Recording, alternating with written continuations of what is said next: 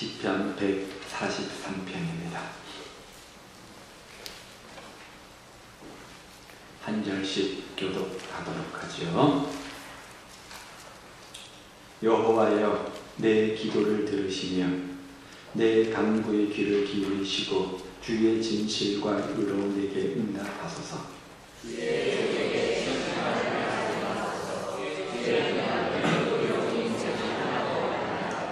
원수가 내 영혼을 핍박하며 내 생명을 땅에 엎어서 나로 죽은 지 오랜 자같이 나를 암 속에 두었나이다.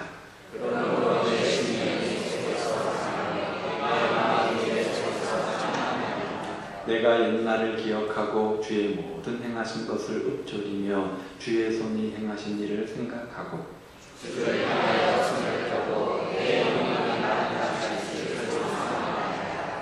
여호와여, 속히 내게 응답하소서. 내 영이 피곤하니이다. 주의 얼굴을 내게서 숨기지 마소서. 내가 무덤에 내려가는 자 같을까 두려워하나이다. 아침에 나와 주의 인자한 말씀을 하소서. 내가 주를 대하옵나이다. 내가 하나님을 알리소서. 내가 내 영혼을 주께 드리리이다. 여호와여, 나를 내 원수들에게서 건지소서. 내가 주께 피하여 숨었나이다. 주는 나의 하나님이시니 나를 가르쳐 주의 뜻을 행하게 하소서. 주의 영은 선하시니 나를 공평한 땅에 인도하소서. 여호와여, 주의 이름을 위하여 나를 살리시고 주의 의로 내 영혼을 환난에서 끌어내소서. 주의 인자하심으로 나의 영혼을 들으시고 내 영혼을 괴롭게 하는 자를 막아내소서. 나는 주의 종이니이다. 아멘. 오늘 우리가 사는 이 세상에서 우리는 많은 속상한 일들을 만나게 되어지고 또 앞으로도 속상한 일들이 계속해서 인생의 여정 속에 발생하게 되어질 것입니다. 즉, 속상한 일들은 누구나 인생의 여정 속에 경험한 한 가지 현상이라고 말할 수 있습니다. 그러므로 그때 어떻게 하느냐가 참으로 중요한 것 아닙니까? 여러분, 요즘 속상한 일들이 있습니까? 스트레스를 받거나 억울하고 분통이 터지는 일들이 있습니까? 그러면 그렇게 속상할 때 어떻게 하십니까? 성경에 보면, 특별히 오늘 본문에 보면 다윗도 상당히 속이 상했던 일이 있었던 것 같습니다. 3절과 4절 말씀에 보면 사람들 때문에 어떤 인간관계 속에서 속상한 일들을 경험했는데 특별히 원수라 이렇게 표현해 놓고 있는 것을 보게 되어지고, 그런 인간관계 속에서 어떤 일들을 경험하냐면 4절에 보면 참담하다 이런 표현까지 쓰지 않습니까? 참담하다, 가슴이 두근두근거리고 심장이 꽉 막히고 비참하고 속상하다, 그런 의미를 가지고 있죠. 지금으로 말하면 스트레스를 받아가지고 죽을 지경이 되었다, 아마 그런 뜻일 것입니다. 다윗도 속상했다는 겁니다. 다윗이 누구입니까? 믿음의 영웅 아닙니까? 하나님 마음에 합한 사람 아니었습니까? 그러면 다윗은 그런 스트레스를 어떻게 풀었습니까? 오늘 본문이 우리에게 교훈하는 것이 무엇입니까? 어느 회사에서 설문조사를 했는데, 보시면 속상할 때 어떻게 해결하십니까? 라는 질문에 20, 30대가 이렇게 대답을 했어요. 첫 번째, 속상할 때 술을 잔뜩 취하도록 마신다. 이 술이 문제예요. 두 번째는 나이트에 가서 진땀이 날 때까지 춤을 춘다. 세 번째 많은 응답이 노래방에 가서 목이 쉬도록 노래를 부른다. 네 번째는 문을 걸어 잠그고 두문 불출한다. 다섯 번째가 친구에게 전화를 걸어 만난다. 대충 짐작되는 응답들 아닙니까? 똑같은 질문에 40대 이후는 조금 다르게 질문했는데요. 역시 첫 번째는 술을 마신다. 이게 문제죠. 그렇죠? 두 번째는 무조건 집을 뛰쳐나간다. 제가 잘하는 짓이거든요. 세 번째는 차를 타고 드라이브를 한다. 네 번째는 책을 본다. 친구를 만난다. 노래방에 간다. 술, 노래방. 항상 이게 우리한테 있는 문제인 것 같아요. 자, 그래 다음에 노래방에 가면 그러면 주로 무슨 노래를 부릅니까? 2, 3, 4, 50대 모두 공통적으로 첫 번째가 소양강천입니다. 왜 이 노래를 부르는지 잘 모르겠어요. 이 노래라고 해요. 해저문 소양강에 뭐죠? 황혼이 지면, 네, 그렇죠. 딱 나오기 시작했어요, 그렇죠? 자, 그러면 이 노래를 부르면 스트레스가 풀리느냐? 정말 그렇지 않다라고 대답을 했대요. 술을 마시거나 노래방에 가서 힘껏 노래를 불러도 그때뿐 그것이 문제가 해결되지 않았다는 거죠. 자, 그러면요, 어떤 방법이 가장 효과적이라고 생각하십니까? 라는 질문에 공통적으로 나를 이해해주는 친구를 만나서 속을 털어놓고 이야기하는 것이다, 이렇게 대답을 했다고 합니다. 자, 이것은 세상적인 일반적인 사람들이 갖는 반응 아닙니까? 자, 그렇다면 다윗이 취했던 방법은 뭘까요? 우리가 예수 믿는 사람이라고 한다면 우리가 어떤 문제 앞에 직면하고 그 문제를 풀 때 성경적 방법을 우리가 가져야 되지 않겠습니까? 그러면 하나님의 방법, 성경적 방법은 뭡니까? 다윗은 속상할 때 이 문제를 어떻게 해결하고 극복했을까요? 오늘 본문이 주는 교훈이 있는데요. 먼저는 하나님 앞에 기도했습니다. 1절에 보면요, 여호와여 내 기도를 들으시며 내 간구의 길을 기울이시고 주의 진실과 의로 내게 응답하소서. 속이 상해있는데 열불 터져 죽겠는데 왜 기도해야 됩니까? 속이 상하면 그것을 풀어야 되잖아요. 그렇지 않으면 문제가 생깁니다. 마음에 심각한 문제가 생기고 마음의 병이 생기고 그 결과 영적 침체를 우리가 경험하게 되어지고 신앙의 해이가 오게 되어지죠. 한국 사람들만이 가진 독특한 병이 있다고 하는데 뭡니까? 화병이라고 하죠. 우라가 쌓이는 거예요. 속상한 일들이 많은데 그것들을 털어내지 못하니까, 풀지 못하니까 마음속에 쌓이는 병, 이것이 화병 아닙니까? 그런데 보통 우리가 속상하면 풉니다. 그런데 어디에다 풉니까? 어떤 사람들은 아내나 남편, 자녀 등 가족들에게 풀어서 가족들을 우울하게 만들지 않습니까? 밖에서 쌓인 스트레스 집에 와서 풀잖아요. 제가 그러거든요. 애매한 처자식만 잡아요. 밖에서 교회에서 받은 스트레스 집에 와서 애들한테 막 풀어댑니다. 그래서 목사 자녀들이 교회를 굉장히 부정적으로 생각한다고 그래요. 저만 갖는 고민은 아닌 것 같아요. 교회에서는 아빠가 천사의 얼굴인데 모든 성도에게 환하게 웃게 대하는데 집에만 오면 악마가 되는 거죠. 또 어떤 사람들은 말 못하는 강아지에게 푸는 사람도 있습니다. 그러나 여러분, 그렇게 해서 풀어지던가요? 그렇지 않잖아요. 그러므로 하나님께 나오라는 겁니다. 하나님 앞에서 속상한 것을 말씀드리는 즉 기도를 하라는 거죠. 어린아이들이 동네에서 놀다가 친구들과 싸우죠. 힘센 친구에게 얻어맞으면 누구에게 달려갑니까? 엄마에게 달려갑니다. 집으로 달려와서 엄마 하면서 어머니 품에 안기지 않습니까? 그러면 엄마는 눈물을 닦아주시고 맞은 상처에 약도 발라주시고 위로해주시고 또 말로 격려해 주십니다. 그럴 때 상처받은 아이의 마음은 풀어지고 평안을 얻게 되는 거잖아요. 마찬가지로 우리 성도들도 세상에서 마음의 상처를 받으면 제일 먼저 어떻게 해야 되는가? 어린아이가 마음의 상처를 끌어안고 엄마에게 달려가듯이 교회로 달려와서 주님께 간구해야 된다는 겁니다. 주님, 주여 아시지요? 이 말 한마디 속에는 나의 억울함, 나의 온통함이 다 들어 있습니다.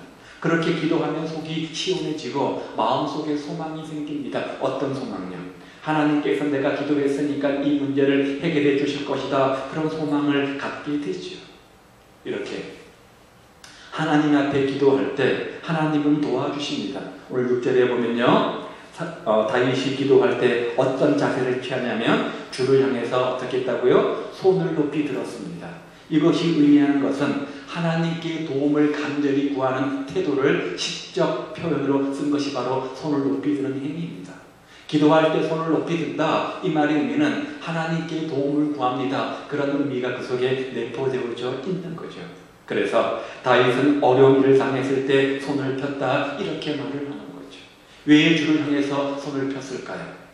주님은 전능자이시고 나를 도와주시는 분이시고 주님만이 내가 당하는 이 삶의 문제를 해결할 수 있다고 믿었기 때문에, 도움이 주님께만 있다고 믿었기 때문에 주를 향해서 손을 편 것 아니겠습니까?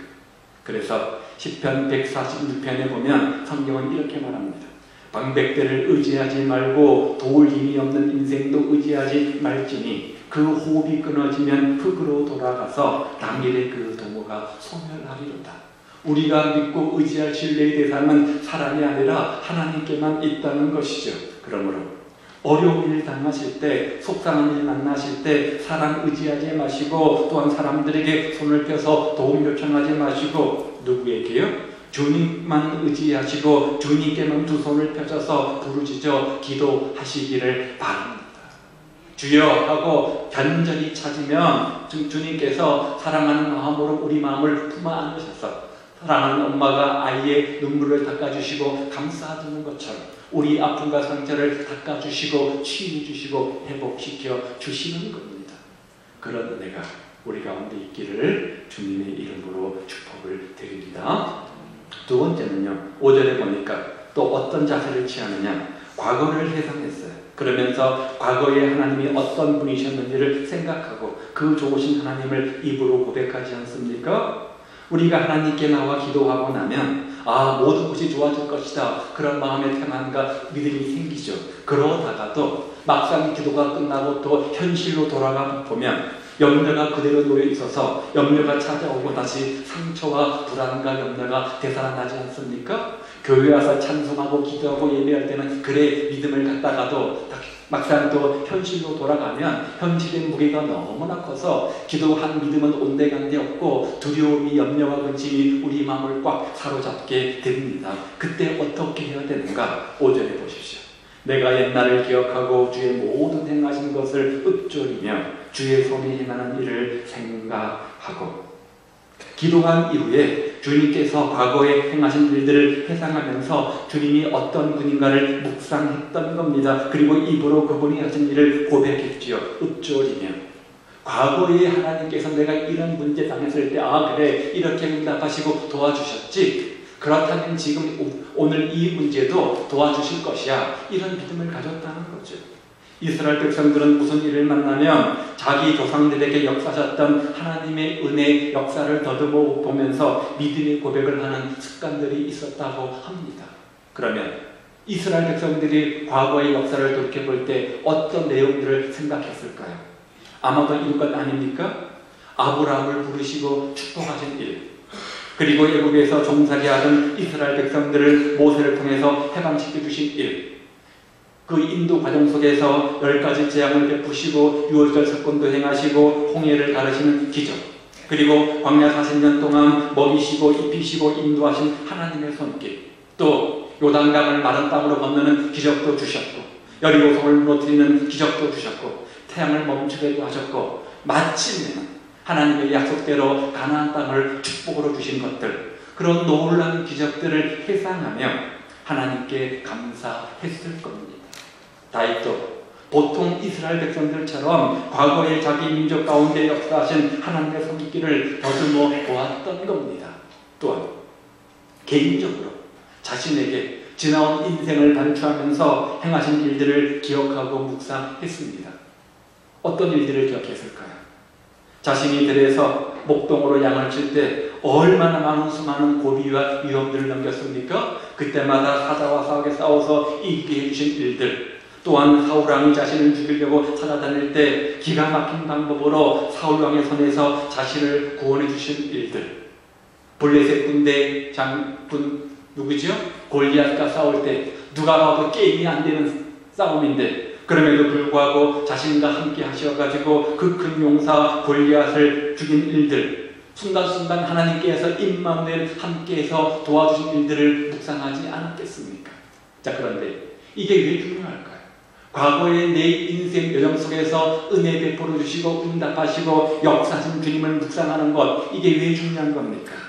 다윗은 이렇게 주님께서 하신 일들을 묵상함으로 하나님께서 이번에도 오늘 내가 당하는 삶의 문제가 있는데, 속상한 문제가 있는데 이번에도 나와 함께 하셔서 도와주시고 승리하고 기쁨을 얻게 될 것이다, 그런 믿음과 확신을 갖게 된 겁니다. 지난번에도 과거에도 그렇게 하셨으니까 이번에도 그렇게 은혜 베풀어 주실 거예요. 이번에도 잘 넘어갈 거야, 응답해 주실 거야, 그런 믿음을 과거를 통해서 지금 확신을 갖게 된 겁니다. 그래서 속상한 마음이 오히려 소망과 기쁨으로 바뀌게 된 거죠. 그러므로 속상한 일을 만날 때마다 세상 사람들은 두려워하지만, 소양강 찬양하며 노래 부르지만 하나님을 원망하며 불평하지 말고 정말 하나님의 하신 일들을 묵상하시고 하나님이 어떤 분인가를 생각하시고 입으로는 하나님의 일하실 것들을 고백하는 믿음의 고백을 가져보시기를 바랍니다. 지나온 내 인생들을 우리가 생각해 보면서 순간순간 어려운 고비를 잘 이기며 지금까지 왔던 것처럼 이후로도 함께 하셔서 도와주신 하나님을 기대하고 기억하며 찬송하십시오. 이것이 바로 다윗의 두 번째 방법이었습니다. 세 번째는요, 하나님의 인도를 받으라는 거죠. 하나님의 인도를 받으려고 해야 된다는 거예요. 하나님은 광야의 이스라엘 백성들을 인도하셨습니다. 어떻게 해요? 불기둥과 구름 기둥으로 인도하셨습니다. 지금 이 시대에도 우리를 선한 길로 인도하십니다. 그래서 다윗은 시편 23편에서 고백하잖아요. 하나님이 우리의 목자가 되셔서 우리를 푸른 초장과 실만한 물가로 인도하시고 자기 이름을 위하여서 의의 길로 나를 인도하시는도다. 이렇게 고백하지 않습니까? 다윗은 인생 속에서 좋은 일만 있었던 건 아닙니다. 우리가 살펴보는 것처럼 크고 작은 많은 인생의 위험들, 고비들이 어디 한두 번이었습니까? 목숨이 경각에 달릴 만큼 그런 위험스러운 순간도 참 많이 있었습니다. 그런 다윗이 고백하기를 뭐라고요? 주님께서 내 인생의 목자 되셨기 때문에 내가 부족함이 없었다. 사망의 음침한 골짜기를 다녔지만 내가 부족함이 없었다. 이렇게 고백하잖아요. 왜요? 하나님이 목자 되셔서 내 삶을 인도하셨기 때문이다. 어떤 사람은 평상시에는 하나님의 인도를 잘 받는 것 같은데 마음이 상할 때, 너무나 속상해서 마음이 참담해질 때는 하나님의 인도를 받을 생각을 하지 않고 감정대로 반응해버리는 경우를 종종 봅니다. 그런데 그렇게 감정대로 반응하면 문제가 해결되는 것이 아니라 오히려 더 어렵고 힘든 지경 속으로 빠져들어가는 것을 우리가 보지 않습니까? 따라서 아무리 속상하고 마음이 참담한 지경이 되었다고 할지라도 하나님의 인도를 받으려고 해야 된다는 거예요. 그러면 하나님은 우리를 어떻게 인도하시고 우리는 또한 어떻게 하나님의 인도를 받을 수 있습니까? 오늘 본문에 보니까 다윗은 두 가지 도구 방법을 통해서 하나님의 인도를 경험하는데요. 하나는 8절에 보니까 말씀으로 인도함을 받습니다. 보십시오. 아침에 나로 하여금 주의 인자한 말씀을 듣게 하소서. 내가 주를 의리함이니이다. 그 다음요, 내가 다닐 길을 알게 하소서. 내가 내 영혼을 주께 드리니이다. 이 말씀을 보면 다윗은 하나님의 말씀 안에서 자기가 다녀야 할 길이 무엇인지를 찾고 있다는 것을 지금 우리에게 보여주고 있는 겁니다. 말씀을 알게 원했습니다. 그래서 어떻게 하려고요? 내가 다닐 길을 알도록 하기 위해서, 내가 앞으로 가는 인생길을 알게 해주는 역할을 하는 것이 뭐라는 거예요? 말씀이라는 거죠. 그래서 시편 기자는 하나님 말씀은 우리 인생길에 빛이 되고 우리 인생길에 등불이 된다, 이렇게 말하지 않습니까? 캄캄한 한밤중에 어두운 밤길에 등불을 밝히면 갈 길이 환하게 보이지만, 알 길이 분명하게 드러나지만, 그렇지 않으면 어두워서 한 발자국도 내딜 수 없는 것이 아닙니까? 그것처럼 하나님의 말씀을 읽고 듣고 묵상하고 암송하고 고백하면 말씀 속에 인생길이 환하게 보여지게 된다는 겁니다. 빛의 근원 되시는 하나님이 주시는 빛이 없으면 우리 인생은 실족하고 말 것이고 실패하고 넘어질 수밖에 없는 거죠. 따라서 하나님이 비춰주시는 빛 대신 등불 대신 말씀을 가까이 하고 그 말씀으로 인도함을 받으려고 애써야 된다는 겁니다. 하나님 말씀은 우리 인생의 길을 잘 그려놓은 지도화셨습니다.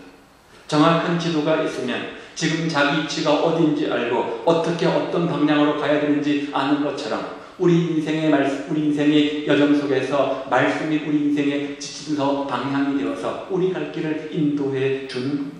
따라서 성경을 가까이 하십시오. 들을 게 있는 자들이 되십시오. 말씀을 아멘으로 받으십시오. 하나님은 말씀 속에서 길을 보여주시고 인도하시기 때문에 그렇습니다. 우리 모두 들을 게 있는 자들 되길 바라고, 그 말씀이 우리 인생의 지도가 지침서가 되어서 바른 길로 인도받는 성도의 삶이 되시기를 우리 주님의 이름으로 축복을 드립니다. 두 번째는요, 성령으로 인도함을 받았는데 10절에 보니까 주의 영, 누굴 말하는 거죠? 성령님이죠. 성령은 선하신 하나님 나를 공평한 땅에 뭐한다고요? 인도하소서. 지금 다윗은 고백하기를 자신을 인도하는 분이 누구라는 거예요? 성령님이라는 거예요. 자기 인생길을 인도하시는 분이 성령님이다, 이렇게 말해요. 사도 바울도 로마서에서 보니까 이렇게 말하죠. 무릇 하나님의 영 성령으로 인도함을 받는 사람은 곧 하나님의 아들이다.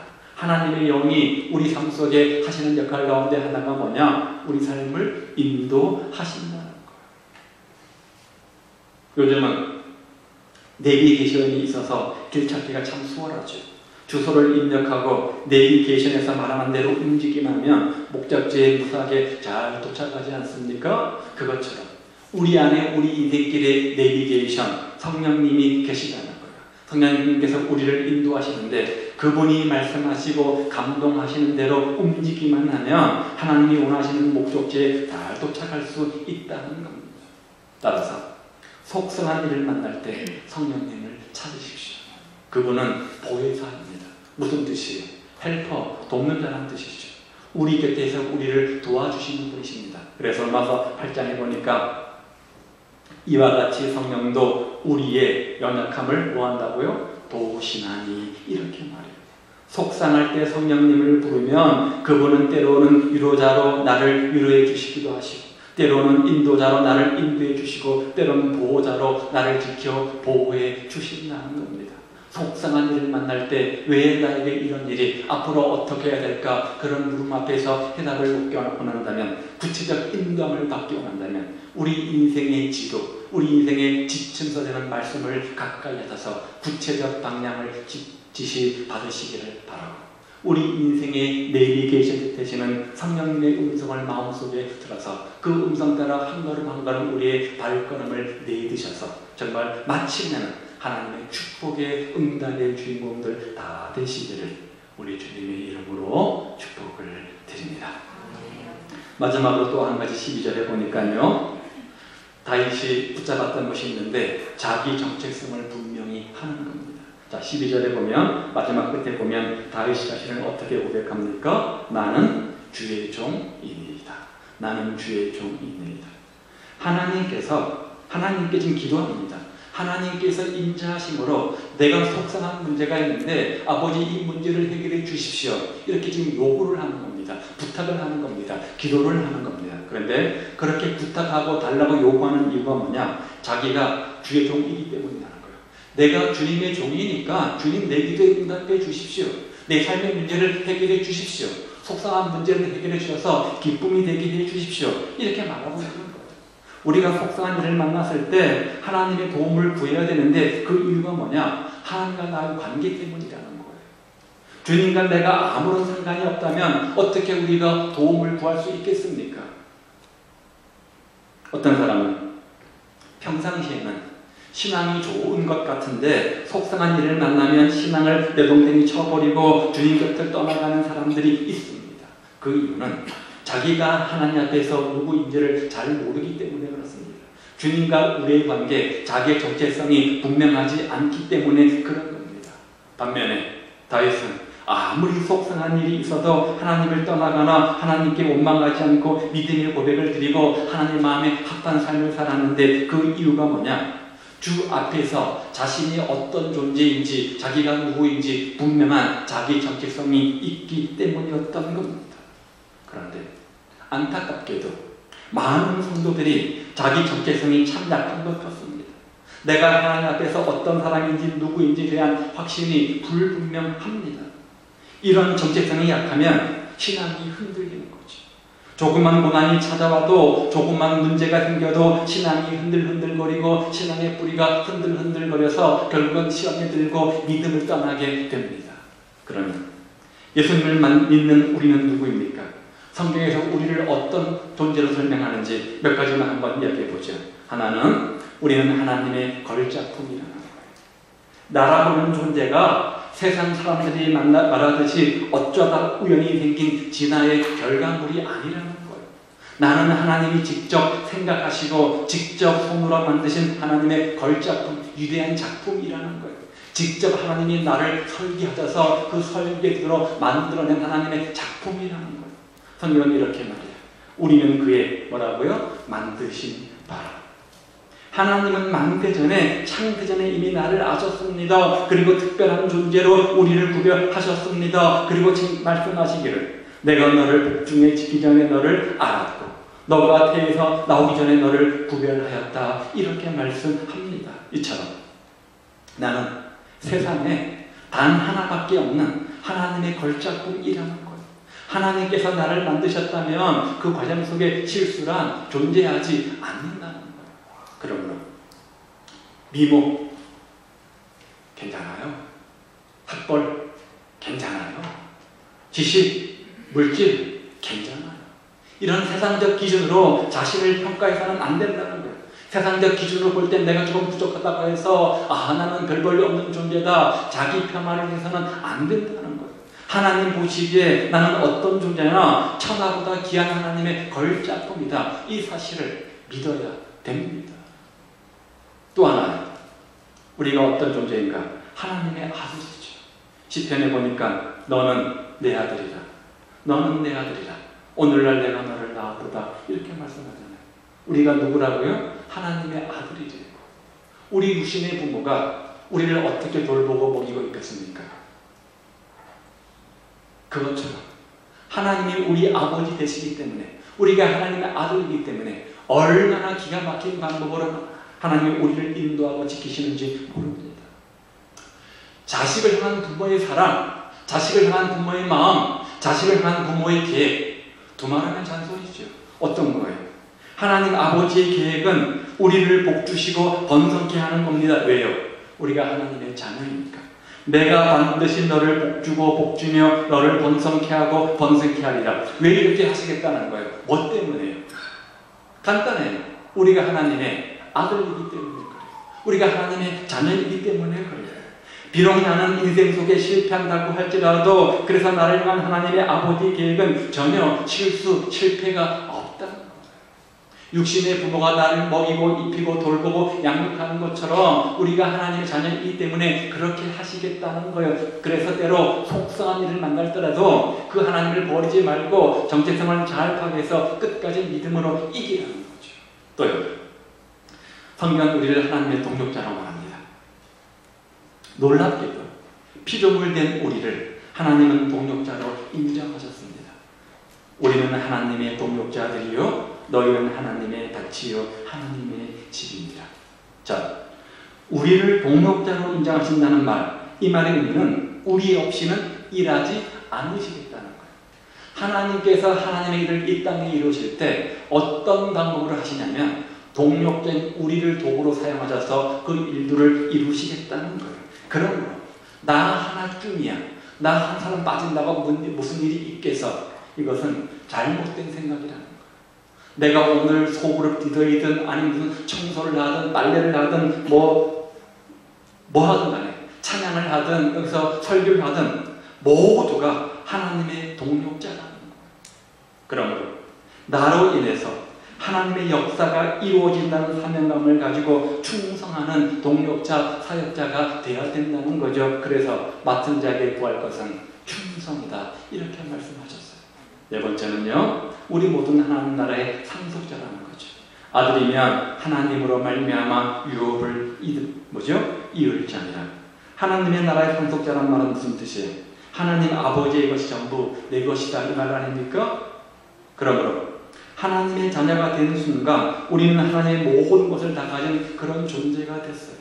결코 부족함이 없는 하나님의 부요가 우리의 것이라는 거죠. 따라서 우리는 천국에서 뿐만 아니라 지금 여기서도 하나님의 부요를 누리며 얼마든지 살 수 있다는 겁니다. 따라서 속상한 일을 만날 때 내가 누군가 분명히 하십시오.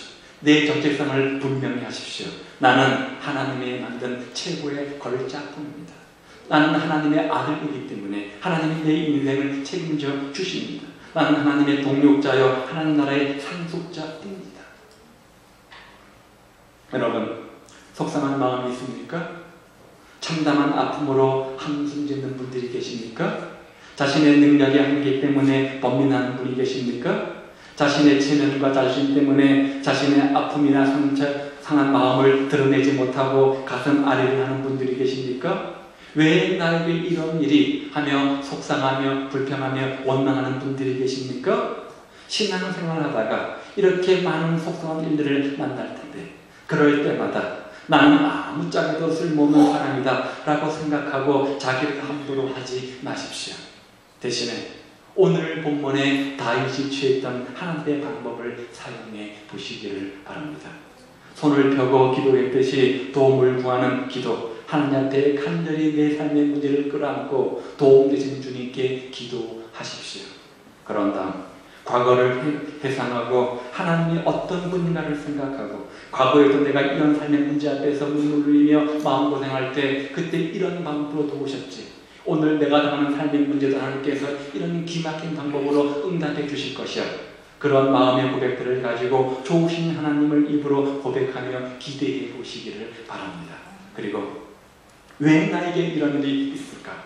하나님께서 뭔 의도를 가지고 어떤 인도하실 것인가를 생각하면서 구체적으로 하나님의 인도를 경험하시기 바랍니다. 그러하게 해서 우리 인생의 지도, 등불, 지침되는 말씀으로 인도함을 받으십시오. 말씀을 가까이 하십시오. 그리고 우리 인생의 내비게이션, 성령님의 세면 인도하신 음성을 우리 마음속에 귀 기울여 들으십시오. 그리고 성령께서 하시는 음성대로 인도받으면 마침내 하나님의 은혜의 축복의 주인공이 됩니다. 그런 다음 자기 정체성을 분명히 하십시오. 나는 어쩌다 우연히 이 땅에서 생겨난 존재가 아니라 하나님의 최고의 걸작품이며 내가 하나님의 아들이기 때문에 하나님께서 내 인생의 모든 대소사를 책임져 주신다는 사실을 믿으십시오. 하나님의 동력자이며 나라의 상속자임을 확신을 가지시고 이 모든 시험을 마침내 믿음으로 이겨내는, 주님 안에서 이겨내는 그런 승리의 삶이 되시기를 우리 주님의 이름으로 축복을 드립니다. 그래서 속상할 때 부르는 우리의 노래가 소양강 찬양가 아니라 주를 향한 우리의 믿음의 고백이기를 바라고, 그런 믿음의 고백이 주 앞에 응답되어서 결국은 엘림의 축복, 결국은 욥처럼 갑절의 축복의 주인공들 다 찾아서 속상한 문제, 아픔과 상처와 눈물이 변해서 기쁨이 되고 찬송이 되고 웃음이 되고 감사가 되는 기적의 주인공들 다 되시기를 우리 주님의 이름으로 축복을